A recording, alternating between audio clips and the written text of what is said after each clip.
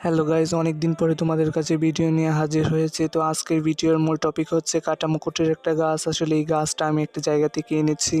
এটা গাছ না, এটা হচ্ছে একটা ডাল। তো এই ডালটাকে আজকে লাগাবো। কাটা মুকুটের গাছটা কিন্তু অনেক আগের ভিডিও এটা। এতদিনে কিন্তু গাছে ফুলও ফুটে গেছে, ফুলগুলো ফুটেছে, এখনো গাছটা ধরেনি, কিন্তু কিন্তু কিছুদিনের মধ্যে ধরে যাবে। গাছের লক্ষণগুলো অনেকটাই ভালো। তো দেখো, তোমাদের সাথে কথা বলতে বলতে গাছের পাতাগুলো কেটে নিচ্ছি সুন্দরভাবে। দেখো, গাছের পাতাগুলো কিন্তু কাটা হয়ে গেছে। আমি কিন্তু ফুলের কলিগুলো কাটবো না, এগুলো রেখে দেবো। দেখো কীরকম সাদা সাদা কষ বেরিয়েছে গাছ থেকে। এই গাছে কিন্তু অনেক কষ থাকে।